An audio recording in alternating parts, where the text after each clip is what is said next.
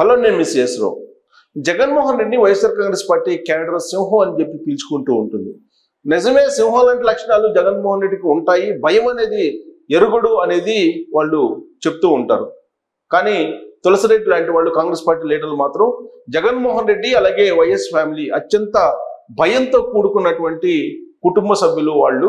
రాజారెడ్డి దగ్గర నుంచి కూడా జగన్మోహన్ రెడ్డి దగ్గర వరకు అందరూ భయస్తులు అనేది తులసిరెడ్డి చెప్పేటువంటి మాట. కానీ ఆయన ఎంత చెప్పినా కానీ ఇప్పటి వరకు ఎవరు నమ్మలేదు. వాళ్ళని సింహాల్లాగా పులుల్లాగానే భావించారు. ఇప్పటికీ కూడా వైఎస్ఆర్ కాంగ్రెస్ పార్టీ క్యాడర్ జగన్మోహన్ రెడ్డి ఒక సింహం లాగానో ఒక పులి లాగానో భావిస్తూ ఉంటుంది. జనరల్గా సింహానికి పులులకి వేటాడటం తప్ప భయపడటం తెలియదు. కానీ జగన్మోహన్ రెడ్డికి భయం మొదలైంది. భయం మొదలవడంతో పాటు రక్షించండి అంటూ ఆయన ఇప్పుడు గవర్నర్ దగ్గరకు వెళ్ళారు. అసలు ఏమీ లేని చోట ఉన్నట్టు క్రియేట్ చేయటం జగన్మోహన్ రెడ్డికి అందవేసినటువంటి చెయ్యి. ఆరితేరిపోయినటువంటి రాజకీయవేత్త. కళ్ళార్పకుండా అబద్ధాలు చెప్పడంలోనూ లేనిది ఉన్నట్టు చెప్పడంలోనూ ఆయనకు ఆయనే సాటి. ఇది పక్కా నిజం అనేది తెలుగుదేశం పార్టీ చెప్పేటువంటి మాట, అభిప్రాయం కూడా. అలాగే షర్మిల కానీ అలాగే ఆయన తల్లి విజయమ్మ కానీ చెప్పేటువంటి మాట, అతనికి బంధుత్వాలు బాంధవ్యాలు ఏమీ ఉండవు అనేది కూడా చెప్తూ ఉంటారు. అందుకే ప్రజలు తిరస్కరించారు. ఎప్పుడు లేని విధంగా ఆయన్ని చీకొట్టారు. కేవలం 11 మంది ఎమ్మెల్యేలను ఇచ్చారు. అయినప్పటికీ 39% మంది నా వైపు ఉన్నారు అంటూ ఆయన చెబుతూ ప్రజలే తప్పు చేశారు అనేటువంటి యాంగిల్ ఆయన మాట్లాడుతూ ఉన్నారు. అంతేకాదు, ఇప్పుడు తాజాగా ఒక ట్వీట్ చేశారు. ఆయనకు భయం మొదలయ్యింది అని చెప్పడానికి ఆ ట్వీటే నిదర్శనంగా కనిపిస్తుంది. ఆయన సింహమా లేదా పిల్లె అనేది ఆ ట్వీట్ ద్వారానే అర్థమవుతుంది. ఏంటి ఆ ట్వీట్? తాజాగా చేసినటువంటి ట్వీట్. రాష్ట్ర వ్యాప్తంగా తెలుగుదేశం పార్టీ దాడులతో అత్యంత భయానక వాతావరణం నెలకొంది అని చెప్పి ఆయన చెప్తూ ఉన్నారు. ప్రభుత్వ ఏర్పాటుకు ముందే టీడీపీ ముఠాలు స్వైర వ్యవహారం చేస్తున్నాయి. ఎక్కడికెక్కడ గ్రామ సచివాలయాలు, ఆర్బీకే లాంటి ప్రభుత్వ ప్రైవేటు ఆస్తులను ధ్వంసం చేస్తున్నారు. వైఎస్ఆర్సీపీకి చెందిన నాయకులు కార్యకర్తలు రక్షణ లేకుండా పోయింది. అధికార పార్టీ ఒత్తిళ్లతో పోలీసు వ్యవస్థ నిస్తేజంగా మారిపోయింది. వెరసి 5 ఏళ్లుగా పటిష్టంగా ఉన్న శాంతి భద్రతలు పూర్తిగా దెబ్బతిన్నాయి. గవర్నర్ గారు వెంటనే జోక్యం చేసుకొని పచ్చమూకల అరాచకాలను అడ్డుకోవాలని, ప్రజల ప్రాణాలకు ఆస్తులకు ప్రభుత్వ ఆస్తులకు రక్షణగా నిలవాలని విజ్ఞప్తి చేస్తున్నాం. టీడీపీ దాడుల కారణంగా నష్టపోయిన ప్రతి కార్యకర్తకు, సోషల్ మీడియా సైనికులకు తోడుగా ఉంటాం. ఇది ఆయన గవర్నర్కు ట్వీట్ చేశారు. ఏమాత్రం బాధ్యతాయుతమైనటువంటి మాజీ ముఖ్యమంత్రి అయితే ఈయన ఏం చేస్తారంటే గవర్నర్ని కలుస్తారు. ట్వీట్ చేయడం కాదు, గవర్నర్ని కలిసి గవర్నర్కి ఒక వినతి పత్రం ఇస్తారు. రాష్ట్రంలో నిజంగా బాగలేకపోతే ఆయన చేసిన పని ఏంటి, ఒక ట్వీట్ చేశారు. ట్వీట్ చేసి గవర్నర్కి ఏం చెప్పారు, టీడీపీ దాడిలో కారణంగా నష్టపోయిన ప్రతి కార్యకర్తకు, సోషల్ మీడియా సైనికులకు తోడుగా ఉంటామని చెప్పారు. మరి తోడుగా ఉంటున్నప్పుడు ఇంకా గవర్నర్కి ట్వీట్ చేయడం దేనికి? తోడుగా ఉంటామని చెప్తున్నారు కదా. అసలు గవర్నర్ని అడ్రస్ చేయడం కూడా ఇప్పటికీ తెలియనటువంటి విధంగా జగన్మోహన్ రెడ్డి ఉన్నారు. మాజీ సీఎం హోదాలో ఉన్నారు ఆయన. ఇప్పుడు ప్రతిపక్ష నేత కూడా ఆయనకి హోదా లేదు. మాజీ సీఎంగా మాత్రం ఆయన గుర్తింపు ఉంది. 5 ఏళ్ల పాటు ముఖ్యమంత్రిగా చేసి అంతకుముందు ప్రతిపక్షంగా ఉన్నటువంటి జగన్మోహన్ రెడ్డికి గవర్నర్కి వినతి పత్రం ఇచ్చి రాష్ట్రంలో నిజంగా కనుక శాంతి భద్రత బాగలేకపోతే ఆయన కోరాలి డైరెక్ట్గా వెళ్ళి. గవర్నర్కి ట్వీట్ చేసి, ట్వీట్ కూడా ఏ విధంగా చేశారు చూడండి. గవర్నర్ని అడ్రస్ చేస్తూ చేయటం కాదు, గవర్నర్ని అడ్రస్ చేస్తూ చేయటం వేరు. ఇక్కడ మేమే తోడుంటాం వాళ్ళకి అని చెప్పి చెబుతున్నారు. అంటే ట్వీట్ చేయటం కూడా జగన్మోహన్ రెడ్డికి రావట్లా. జగన్మోహన్ రెడ్డి గవర్నర్కి ఎలా ట్వీట్ చేయాలి, గవర్నర్కి వినతి పత్రం ఎలా అందజేయాలనేది కూడా రాలా. పైగా ఆయన చేసినటువంటి ట్వీట్లో పచ్చి అబద్ధాలు ఏం కనిపించినాయో చూద్దాం. 5 ఏళ్లుగా పటిష్టంగా ఉన్న శాంతి భద్రతలు పూర్తిగా దెబ్బతిన్నాయి. ఇక్కడ చూడండి, 5 ఏళ్ళు పటిష్టంగా ఉన్న శాంతి భద్రతలు అంట. జగన్మోహన్ రెడ్డి గుండె మీద చేసుకొని లేదా ఆయన నమ్మేటువంటి బైబిల్ మీద చెయ్యి వేసి బైబిల్ను పట్టుకొని చెప్పాలి 5 ఏళ్ల పాటు శాంతి భద్రత పటిష్టంగా ఉన్నాయి అని చెప్పి ఆయన కనుక చెప్పగలరా అని ప్రశ్న వేసుకుంటే, ఆయన 5 ఏళ్ల పాలన క్లుప్తంగా నేను కనుక రివ్యూ చేసి మీకు ప్రజెంట్ చేస్తాను. 70 ఏళ్ల రంగనాయకమ్మ ఒక పోస్ట్ని రీట్వీట్ చేశారని చెప్పి ఆవిడ తీసుకెళ్ళి పోలీస్ స్టేషన్లో కూర్చోబెట్టారు. అర్ధరాత్రి వేళ ఎంతమంది మహిళల్ని మీరు తీసుకెళ్ళి పోలీస్ స్టేషన్కి తీసుకెళ్ళి కూర్చోబెట్టారు? అర్ధరాత్రి వేళ పోలీసులను పంపించి బెడ్రూముల్లోకి డైరెక్ట్గా తలుపులు తట్టి గోడలు దూకి పోలీసులను పంపించలేదా? గుర్తులేదా జగన్మోహన్ రెడ్డి? అసలు నీకు తెలిసి జరిగినాయా తెలియ జరిగినాయా అనేది మీరు ఒకసారి అవలోకనం చేసుకోవాలి. మీ పార్టీకి సంబంధించినటువంటి ఎమ్మెల్సీ డ్రైవర్ని చంపేసి డోర్ డెలివరీ చేశారు. అది గుర్తుందా లేదా మీకు?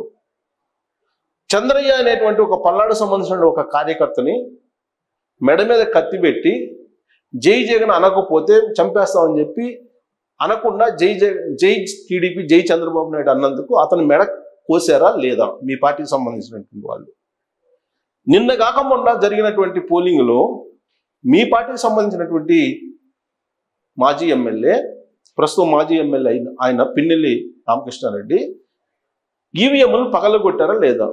అంతకుముందు ఆ గ్రామాల్లో పెట్రోల్ బాంబులను తీసుకొని భయానక వాతావరణాన్ని సృష్టించారా లేదా? ముస్లిం మహిళల్ని వాళ్ళు వేసుకున్నటువంటి బుర్కాను తొలగించి భయపించారా లేదా? డాక్టర్ సుధాకర్ బాబుని మీరు ఏం చేశారు? డాక్టర్ సుధాకర్ని ఏం చేశారు?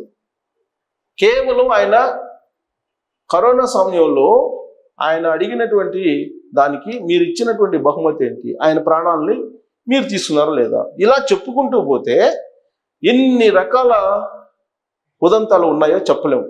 ఒక పల్నాడు ఏంటి, ఒక రాయలసీమ ఏంటి, ఒక ఉత్తరాంధ్ర ఏంటి, ఒక కోస్తా ప్రాంతం ఏంటి, అమరావతిలో మహిళలు భూములు కోల్పోయి ఉద్యమిస్తూ ఉంటే వాళ్ళని ఏ విధంగా వేధించారు మీరు? పోలీసులతో పెట్టి ఏ విధంగా కర్కశంగా వాళ్ళ మీద దాడులు చేయించారు? అప్పుడు శాంతి భద్రతలు ఉన్నాయా? 5 ఏళ్ల పాటు పటిష్టంగా శాంతి భద్రతలు ఉన్నాయని చెప్పేసి పచ్చి అబద్ధం జగన్మోహన్ రెడ్డి చెప్తూ ఉన్నారు. 5 ఏళ్ల పాటు నిజంగా కనుక శాంతి భద్రతలు పటిష్టంగా ఉంటే 11 సీట్లకు ఎందుకు పరిమితం అవుతావు జగన్మోహన్ రెడ్డి గారు? 11 సీట్లు మీరు పరిమితం అయ్యారు. నిజంగా లా అండ్ ఆర్డర్ బాగుంటే ఆ పరిస్థితి రాదు. మీ ఓటమికి ప్రధానమైనటువంటి కారణాలు ఒక 10 లెక్కేసుకుంటే 10లో మొట్టమొదట శాంతి భద్రతలు లేకపోవడమే ప్రధాన కారణం. హైకోర్టు జడ్జి, రిటైర్డ్ జడ్జి సుప్రీంకోర్టుకి మీ ప్రభుత్వంలో రూల్ ఆఫ్ లా లేదని చెప్పి లెటర్ రాశారు అఫీషియల్గా. ఇవన్నీ మర్చిపోయి రాష్ట్రంలో శాంతి భద్రతలు పటిష్టంగా ఉన్నాయని చెప్పి అబద్ధాలు చెప్పడం అనేది మానుకో జగన్మోహన్ రెడ్డి. మీ మీద ఉన్న గౌరవం పోతుంది. 11 మంది ఎమ్మెల్యేలతో పరిమితమైనటువంటి మీరు ఇంకా అబద్ధాల మీద అబద్ధాలు చెప్తూ ఉంటే మీరు ఇంకా కనువిప్పు కలిగినట్టు అనిపించట్లా మీకు? మీకు ఇంకా కనువిప్పు కలగల? 5 ఏళ్ల పాటు పటిష్టంగా రాష్ట్రం ఉందా? ఇక ఆయన చెప్పింది తెలుగుదేశం పార్టీ దాడులతో అత్యంత భయానక వాతావరణం నెలకొంది. తెలుగుదేశం పార్టీ మోకలు దాడులు చేస్తే మీరు రాష్ట్రంలో పదిలేకుండా అసలు మీరు తాడేపల్లిలో పదిలేకుండా ఉండగలరు? అసలు ఒకప్పుడు తెలుగుదేశం పార్టీ కార్యాలయాల మీద మూకుమ్మడి దాడులు చేయించారా లేదా? దాడులు చేసినటువంటి ఎమ్మెల్యేకి మంత్రి పదవి ఇచ్చారా లేదా? మీరు ఇన్ని దాష్టీకాలు చేసి ఇప్పుడు పులి నేను శాఖాహారిని అని చెప్పినట్టు చెబుతున్నారు మీరు. ఒకసారి అవలోకనం చేసుకొని ట్వీట్ చేసేటప్పుడు కానీ చెప్పేటప్పుడు కానీ. ప్రభుత్వం ఏర్పాటుకు ముందే టీడీపీ ముఠాలు స్వైర వ్యవహారం చేస్తున్నాయి. ఎక్కడ స్వైర వ్యవహారం చేస్తున్నాయి? స్వైర వ్యవహారం చేస్తే పోలీసులు ఏం చేస్తారు? ఇప్పుడు ఎలక్షన్ కమిషన్ ఆధ్వర్యంలో కదా యంత్రాంగం మొత్తం ఉంది. ప్రస్తుతం మీరు పెట్టినటువంటి పోలీసు యంత్రాంగం, మీరు పెట్టినటువంటి చీఫ్ సెక్రటరీ ఉన్నారు. అది మర్చిపోయినట్టున్నారు మీరు. మీరు పెట్టినటువంటి చీఫ్ సెక్రటరీ, మీరు పెట్టినటువంటి పోలీసులే ఉన్నారు ఇప్పటికి కూడా గ్రౌండ్ లెవెల్లో. మీరు కానిస్టేబుల్ దగ్గర నుంచి, హోంగార్డ్ దగ్గర నుంచి ఎస్పీల వరకు మీరే అంచెలంచెలుగా పెట్టుకుంటూ వచ్చారు సంవత్సర కాలంగా. 2024 ఎలక్షన్లో ఎలాగైనా గెలవాలని ఇప్పటికీ వాళ్లే ఉన్నారు. కొంతమందిని మార్చారు ఎలక్షన్ కమిషన్ మీ దాష్టికాలు బరాయించలేక. కానీ మెజారిటీ ఇప్పటికి కూడా 80% మీరు పెట్టినటువంటి యంత్రాంగం ఉంది కదా. మీ డీజీపీగా మీరు పెట్టినటువంటి రాజేంద్రనాథ్ రెడ్డి అల్లినటువంటి మొత్తం పద్మవ్యూహం పోలీసులే ఉన్నారు కదా. మరి వాళ్ళు ఏం చేస్తున్నట్టు? సో ఇక ఆర్బీకేలు సచివాలయాలంట, గ్రామ సచివాలయాలు ఆర్బీకేలు లాంటి ప్రభుత్వ ప్రైవేటు ఆస్తులను ధ్వంసం చేస్తున్నారంట. గ్రామ సచివాలయాలు ఆర్బీకేలు అంటే ప్రభుత్వ అక్కడ ఉండేటువంటి వాళ్ళు దాడులు చేస్తుంటే అక్కడ ఉండేటువంటి వాళ్ళు ఒప్పుకుంటారా? కేసులు పెడతారు కదా. ఎక్కడన్నా పెట్టినట్టుందా? కంప్లైంట్ చేసినట్టున్నాయా? వైఎస్ఆర్సీపీకి చెందిన నాయకులు కార్యకర్తలు రక్షణ లేకుండా పోయింది. మరి తెలుగుదేశం పార్టీ వాళ్ళని ఎంతమందిని మీరు ఊచకోత కోసారు? గత 5 ఏళ్లలో ఎన్ని ప్రాణాలు తీశారు, ఎన్ని తాలిబొట్టులను దింపేశారు. మీరు ఒకసారి తాడేపల్లిలో కూర్చొని ప్రశాంతంగా ఆలోచించుకోండి. 11 మంది ఎమ్మెల్యేలకు పరిమితం చేసినప్పుడు కూడా ఇంకా తప్పు నాది కాదు, తప్పు తెలుగుదేశం పార్టీ వాళ్ళదో లేదంటే విపక్షాలదో అని చెప్పేసి మీరు అనుకుంటున్నారంటే ఇంకా రియలైజ్ కాలేదు. అంటే ప్రజలు ఇంకా ఎలాంటి తీర్పు ఇవ్వాలని మీరు కోరుకుంటున్నారో నాకైతే అర్థం కావట్లేదు. అధికార పార్టీ ఒత్తిళ్లతో పోలీసు వ్యవస్థ నిస్తేజంగా మారిపోయిందంట. పోలీసు వ్యవస్థని వాళ్ళు వెన్నుపోసలు లేనటువంటి పోలీసులుగా మార్చిందే మీరు. వ్యవస్థను కంప్లీట్గా మీ ప్రైవేట్ సైన్యంగా మార్చుకుందే మీరు. పోలీసులు నిస్తేజంగా ఉన్నారా? అధికార పార్టీ ఒత్తిళ్లతో అధికార పార్టీ అసలు ఎక్కడ ఏర్పడింది పార్టీ? ఇంకా ప్రమాణ స్వీకారం కూడా జిల్లా చంద్రబాబు నాయుడు ప్రమాణ స్వీకారం చేయకుండానే అధికార ఒత్తిళ్లతో అని చెప్పి మీరు చెప్తూ ఉన్నారు. ఎలా అది ఎలా నమ్మశక్యం? ఇంకా ప్రమాణ స్వీకారం కూడా చేయలేదు కదా.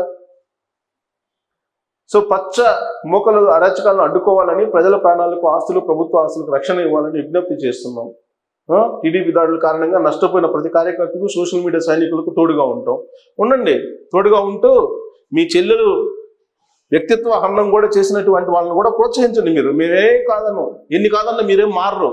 11 మంది ఎమ్మెల్యేలు ఇచ్చినా కానీ మీరు ఇంకా మారటం లేదంటే సిగ్గు వేస్తుంది, మాకే సిగ్గేస్తుంది.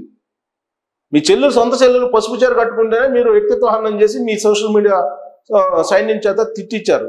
రకరకాల వ్యక్తిత్వ హననం చేశారు. ఇళ్లలో ఉండేటువంటి మహిళల్ని అందరినీ ఆల్మోస్ట్ మీ ప్రభుత్వాన్ని విమర్శించినటువంటి వాళ్ళని, మీ విధానాల్ని అభ్యంతరం పెట్టినటువంటి వాళ్ళ ఇళ్లలోకి వెళ్ళి ఆ మహిళల యొక్క వ్యక్తిత్వ జీవితాన్ని, ప్రైవేట్ జీవితాన్ని మొత్తాన్ని లేనిపోని అన్నీ కూడా క్రియేట్ చేసి మీరు చేసినటువంటి దాష్టీకం, దాని ఫలితం మీరు చూశారు. అయినప్పటికీ కూడా ఇంకా మీరు మారలేదని ఈ ట్వీట్ని బట్టి అర్థమవుతుంది. నిజంగా మీరు కనుక ప్రజాస్వామ్యయుతంగా కార్యకర్తలను లేదా పార్టీని కాపాడుకోవాలనుకుంటే గవర్నర్ దగ్గరికి వెళ్ళాలి. గవర్నర్కి వినతిపత్రం ఇవ్వాలి. ట్వీట్ చేసి మీ అభిప్రాయాన్ని చెబుతూ, ఇంకా గవర్నర్తో పని అయింది మీరే చెప్పారు కదా, మా కార్యకర్తలు మేము ఆదుకుంటామని. ఇంకా గవర్నర్తో పని ఉంది. కాబట్టి ఒక్కసారి 5 సంవత్సరాల పాటు మీరేం చేశారో ఆలోచించండి. ఆ తర్వాత నిజంగా తెలుగుదేశం పార్టీ వాళ్ళు కనుక ఓచుకోతలు వస్తుంటే చట్టబద్ధంగా కంప్లైంట్ చేయొచ్చు. అప్పుడు న్యాయం జరగకపోతే అప్పుడు ఎలాగో ప్రజాస్వామ్యయుతంగా పోరాటాలు ఎలా చేయాలనేది మీకు ప్రత్యేకంగా చెప్పవసరం లేదు. ఎలాగో పోరాటం చేస్తారని చెప్పి మీరు చెప్తున్నారు కాబట్టి చెయ్యండి. అంతేగాని మీ 5 సంవత్సరాల పాలనలో శాంతి భద్రతలు పదిలంగా ఉన్నాయని అబద్ధాలు మాత్రం చెప్పొద్దని వినతి చేసుకుంటున్నాను. ఎవరినైనా చెప్తారు మీ ఆధ్వర్యంలో 5 సంవత్సరాల్లో శాంతి భద్రతలు ఏపీలో ఎంత దారుణంగా ఉన్నాయి అనేది. దాన్ని కూడా పచ్చి అబద్ధం చెప్తూ ఇప్పటికి కూడా మీరు ఇంకా అబద్ధాలు చెప్పాలనుకుంటే ప్రజలు నమ్మే స్థితిలో ఉన్నారంటే లేరని చెప్పాలి. సో ఆయన చేసినటువంటి ట్వీట్ మీద మీరు కూడా మీ అభిప్రాయాలు తెలియజేయచ్చు. Thank you very much.